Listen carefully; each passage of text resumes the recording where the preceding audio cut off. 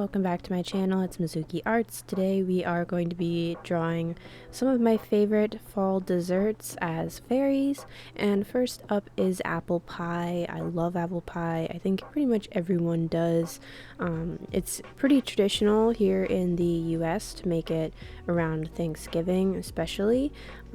It's one that my family has with our Thanksgiving meal pretty much every year. We also love like pumpkin cheesecake, which is really good if you haven't tried that. But anyways, for my apple pie fairy, I tried to make her look very cozy, very like casual, like she might be out apple picking. I didn't want to give her like something that looked like a winter outfit, but I wanted it to look like it might be a little crisper, a little cooler outside. So she's dressed in like a long sleeve blouse, a warm kind of poncho thing, and of course a long skirt and some boots. I recorded the sketching and line art process for this fairy, but I don't actually remember if I recorded the process for the other two fairies in this video, so sorry about that if there's some inconsistency. But anyways, I tried to incorporate the different like crust patterns and designs that I've seen people do when they're making apple pies, like the lattices and the braids and everything, into her outfit and like the texture of it all, because it's really interesting. Like apple pie dough doesn't really swell like a lot in the oven, so you can get like some pretty interesting designs by cutting the dough into strips and like braiding it, or like creating like little swirl designs and everything, cutouts, all that. It all kind of works with this dough. So on her poncho especially, even though I painted it like a darker color for the most part, I wanted to make it look kind of textured, like it might be a lattice design. And then for her shirt, I decided to keep it like a pretty neutral color, because again, I wanted her outfit to look pretty like casual. I didn't want her design to be overwhelming. Apple pie is such like a basic traditional kind of dessert. And I'm really sorry, on screen I'm like stopping and pausing, I guess, to like look at my Pinterest board or whatever on the side here. I thought I edited all that out, but I guess not. But for her skirt, I decided to make it red just because, I mean, she's an apple pie fairy. I think she should have lots of callbacks to the coloration of apples. So there's green shading, and of course, you know, the red of the skirt itself.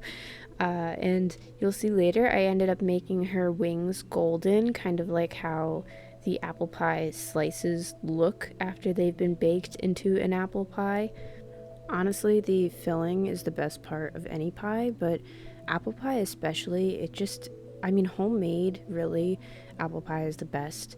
I've actually tried some store-bought apple pies before, and they're, you know, they're okay, but they never have, like, the homemade taste. And they also, like, for some reason, store-bought apple pies don't have, like, all the spices put in that maybe should be put in an apple pie. Like, it should not taste like just straight up apples, you know, like it should have like a little bit of cinnamon in there, and whatever else. I mean, maybe some people add in like, I don't know, cloves or nutmeg or something. I don't really know. I'm not a baker.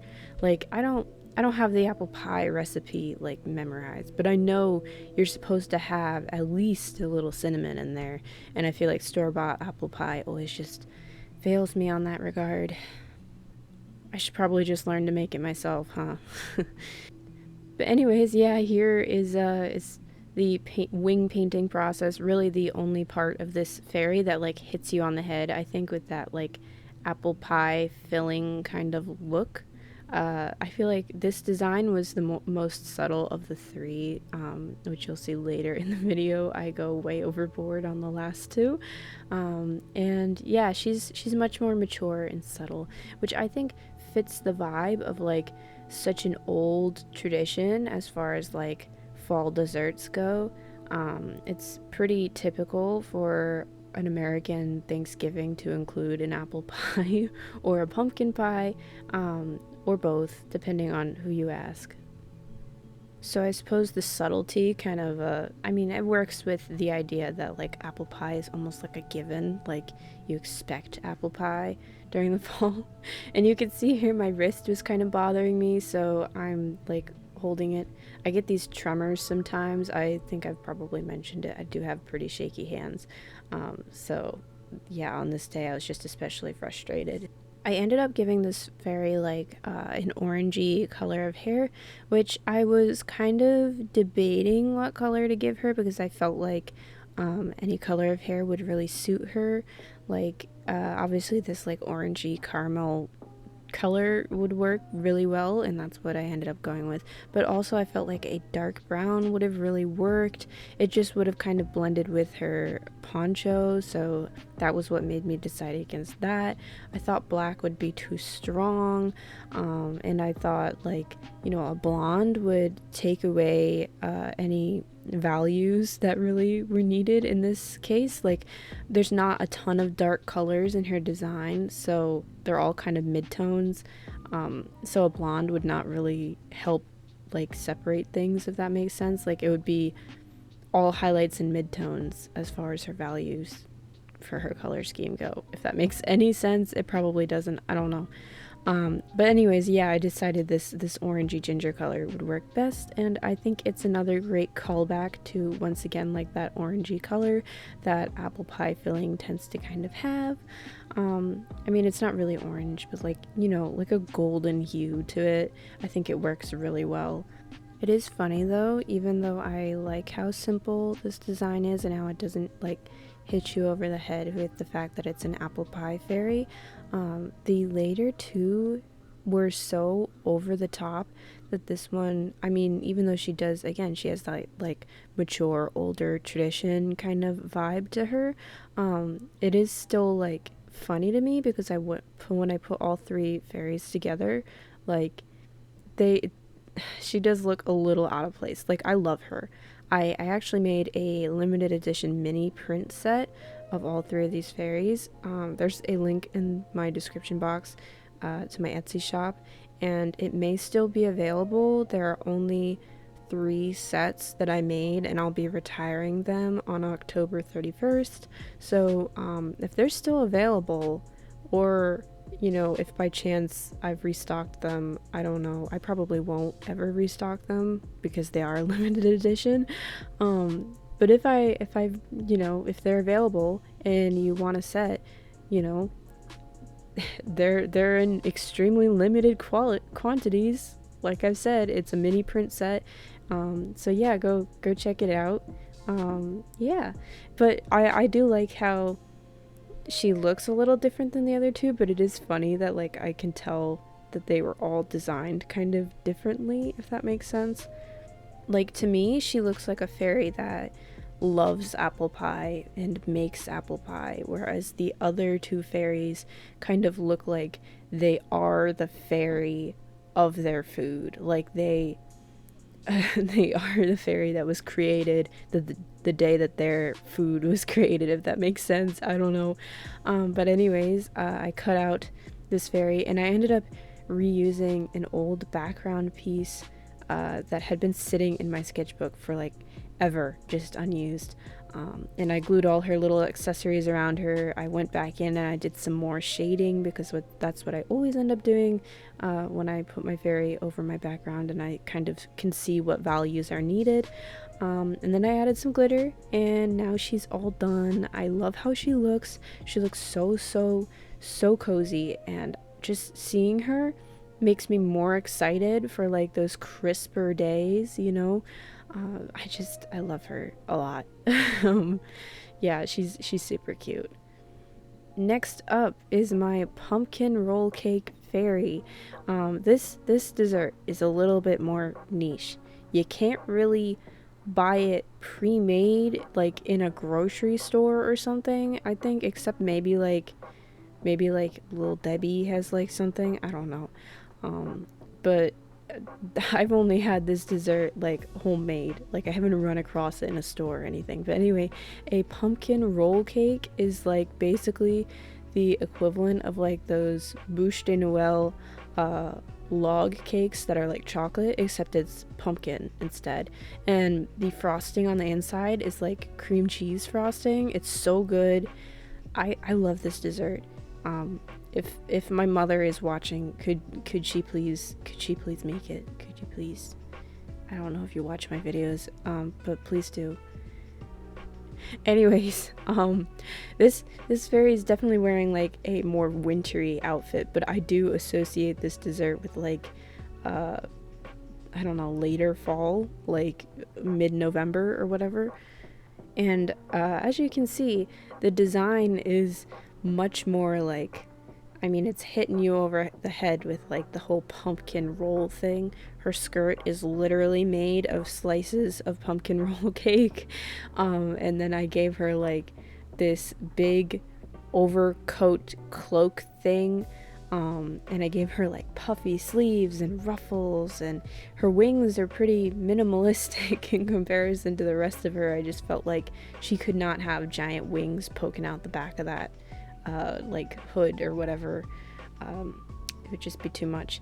And then her hood I made kind of like, you know, pointier at the top. I also felt like if I had made like that, I don't know what else they call it, but that type of hood that like has like a large drape at the back, like a pointy hood. I don't know. I'm not really sure what it's called, but I felt like if that was too long, it would also take away from her wings a little bit because they were so minimalistic. So you can see it's like a pretty small wispy like point to the top of her hood, if that makes sense.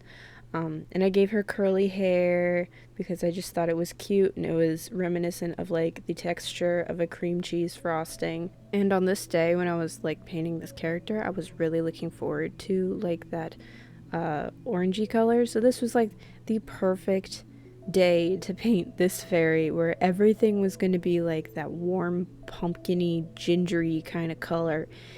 So I had a lot of fun with her cloak and dress and everything because, I mean, just look at that. That is such a lovely autumn color, and I shaded almost everything with that color too because cream cheese is like a warm cream color, so orange shading really works. It's yay, it works well.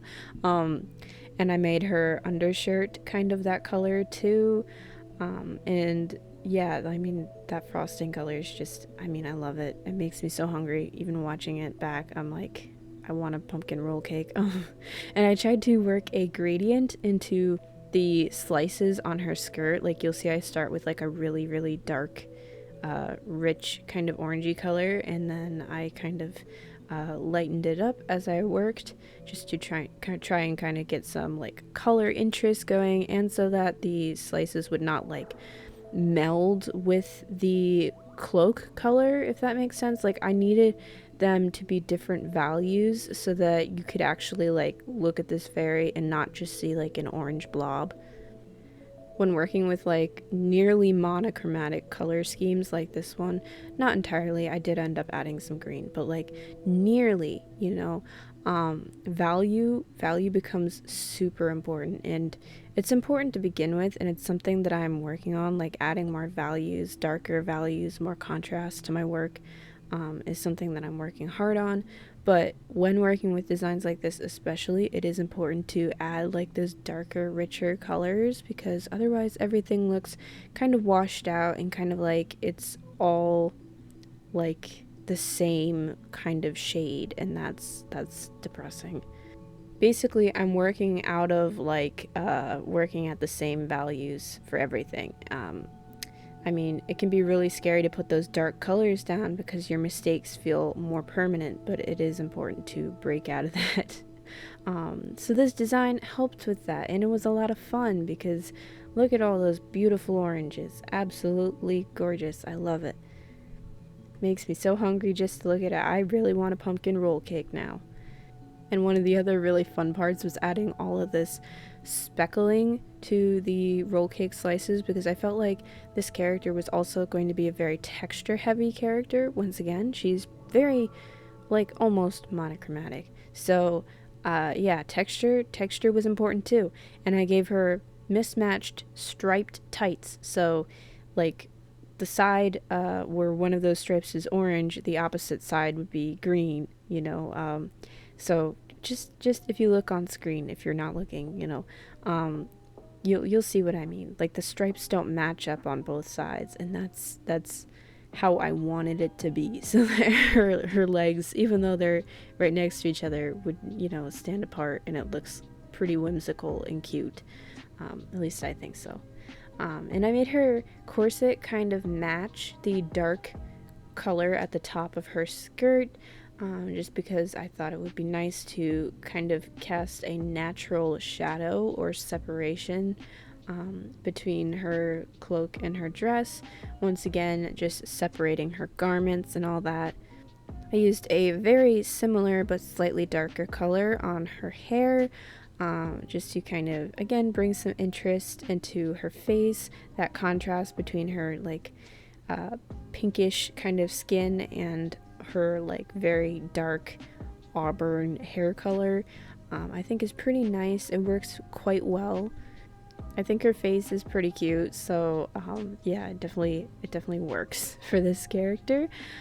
I played around with leaving half of her hair kind of like a blonde cream color, but once again, I wanted to add that difference of value and make her face stand out, so I decided against it, although I do wish like a lighter cream colored highlight had worked on this character. I don't often play around with like artificial coloring on the hair of my characters. I just usually decide against it these days. Mostly because like every time I do like split dye on a character, I get told my character looks like Melanie Martinez. I take it as a compliment just because I think that's what people usually mean it to be. Like, I think it's usually Melanie Martinez fans that comment things like that, and I don't mind. But I hadn't realized it had affected my art that much because I used to do like split dye on my characters all the time, and now I don't. It's kind of funny how I've moved away from it, kind of just naturally. But anyways, here I am adding that green to her tights at last. I decided to do like a yellowy green. I thought it suited her like color scheme pretty well, mostly because it was already quite warm, so I thought why not continue with that.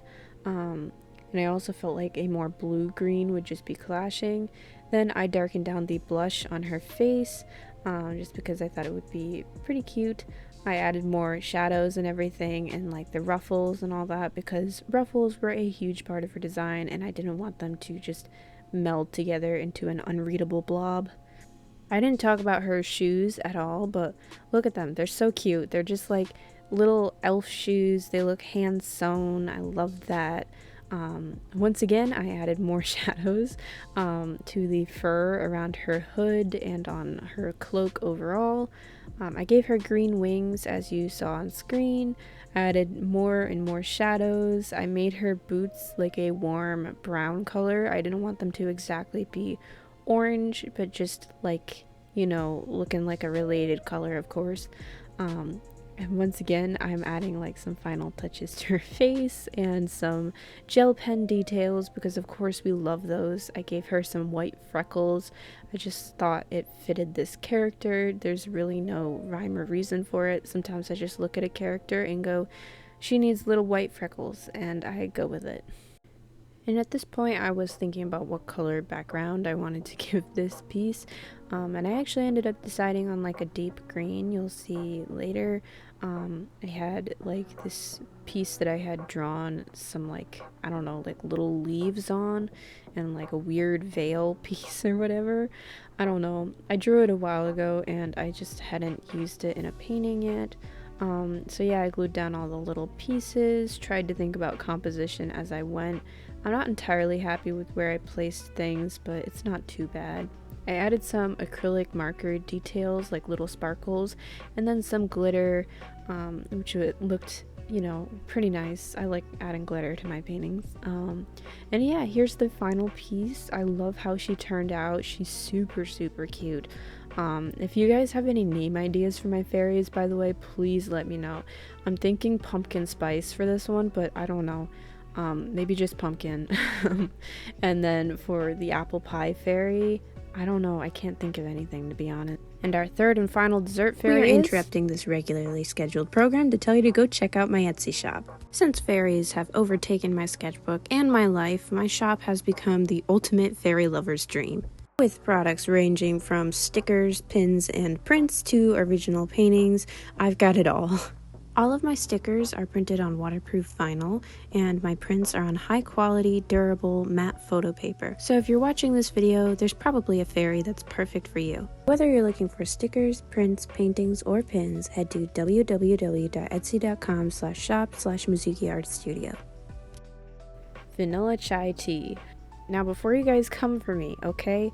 I know this is not a dessert, but it is a tea that has spices in it, and I drink it in the fall and sometimes the winter, and I was introduced to it last fall.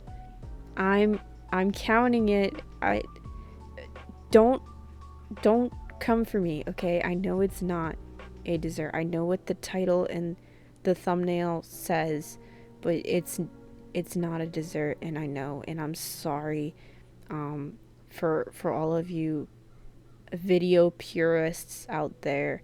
I'm so sorry, but I love this tea. It's so good. I like it with a little creamer, like coffee creamer, or like just milk. I don't know.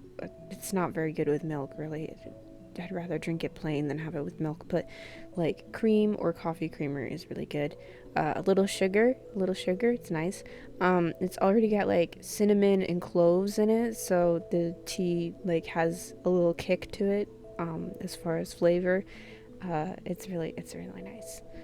And drum roll please, I ended up giving this fairy split dye hair, okay?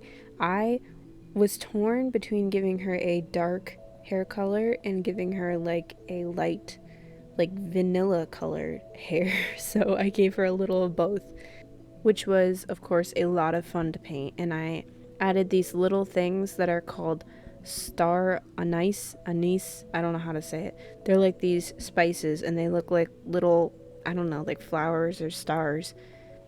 There's a couple next to her on this page. There's one in her hair. I just think they're really pretty. I'm like 80% certain they're in most vanilla chais.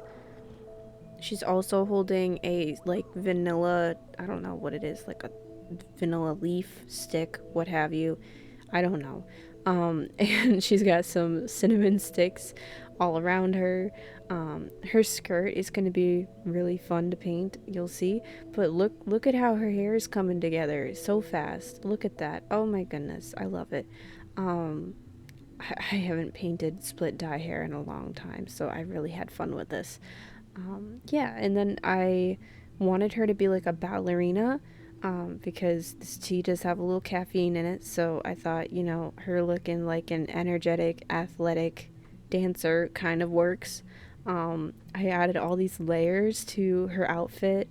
Like this little ruffled thing that I'm painting on screen now kind of looks like, I don't know, like a tea bag material, but obviously, you know, it's part of her skirt and not really a tea bag.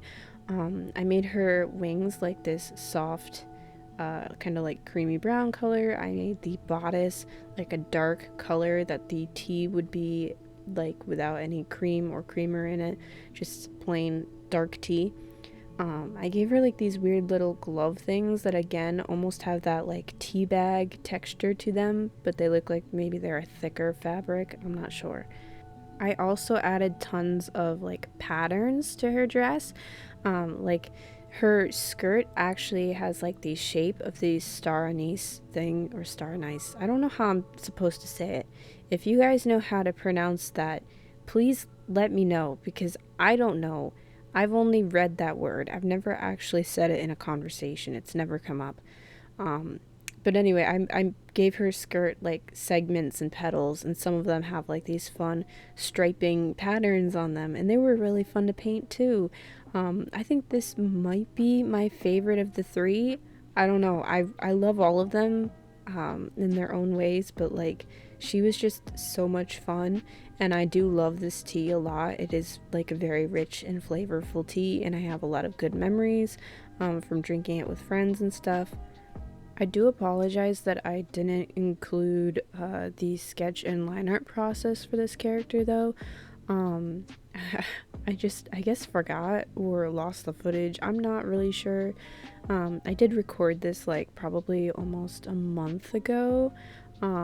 So I mean, I worked ahead, but it kind of backfired because I don't remember if I had the footage saved somewhere or not. Anyways, I added more details, gradients, and texture and things like that to her wings and her skirt and all that. And then I moved on to like painting her accessories and filling in some of those darker values.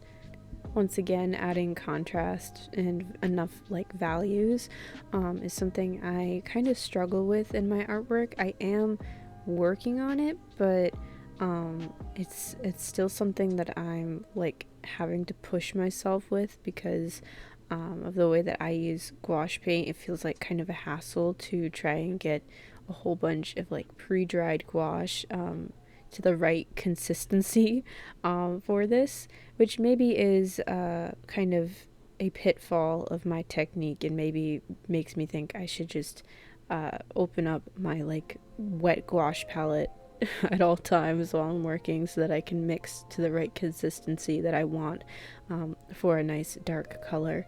And then I went on to painting like her vanilla staff, if that's what you want to call it. I don't really know. I was trying to leave some like highlights and everything for it, but I'm not really sure if that ended up coming across in the final piece or not. I wanted to make it really, really clear that it was like a staff made of vanilla and not just like a random, like, I don't know, like shepherd's hook or crook, whatever you want to call it. But I don't know. I don't know if it's clear. And then I was kind of debating what color to make these like arm guard gauntlet things. I don't know. But I decided on that lighter teabag color to kind of match the ruffle at the top of her skirt. This whole design was, again, like a ton of fun, but it was kind of like a balancing act because I didn't want anything to like blend too much into any other part of this piece. Like I didn't want it to be unreadable. That's a part of contrast that makes it like really important, is keeping things like distinct and separate, but still like allowing you to create a unified design, if that makes sense. Like contrast allows your art to like be more readable, as does like, you know, posing and everything, composition and all that, but contrast lets separate pieces breathe a little bit. So that's why I keep talking about it and bringing it back up, because this piece especially, I did feel like I had to like really push it a little bit. I don't know. And finally it was time for my favorite part, just some little gel pen details, like little stars and sparkles, things like that. And then it came time to actually cut this fairy out, as well as all of her accessories and that. And I was pretty set at this point on giving her like a matching background with the pumpkin roll cake fairy, because that would mean all three fairies had like some shade of green in their design, and so I thought it was fitting that at least two of the fairies had very, very similar backgrounds. I did keep hers much, much simpler though, you'll see. It's basically just a solid color with like some natural like ink fluctuation, because I used fountain pen ink to color that background. But other than that, it's fairly simple, just to let this design speak for itself. It's so funny that I ended up like falling in love with this design, because there's like basically no pink in it, other than like her skin. Like I explained before, I like over blush my characters because I love pink, and that makes it kind of fun for me to paint skin. But yeah, I mean, usually I'm all about the pink dresses, or the green dresses or whatnot. But yeah, I guess I was willing to let that go for the sake of a tea character design. I used some acrylic paint marker and glitter glue to add those final little details, and she was done. That is the final design for this video. I love how she turned out and how all of them turned out. They're all unique in their own ways. I want to say thank you guys so much for watching. I know this was a longer video, but real quick before I go, I want to give a shout out to my Ko-fi supporters. So thank you so much to Ashley, Savvy, Tiffany, and Lilycorn. Your guys' support means the world to me, and it allows me to keep making videos just like this one. If you want to join my Ko-fi page, there will be a link in the description box below where you can get all these benefits and so much more. Once again, thank you guys so much for watching. Please like and subscribe if you enjoyed. Let me know if you want a part 2. I hope you guys are having a fabulous start to the fall, and I'll catch you guys next time. Bye!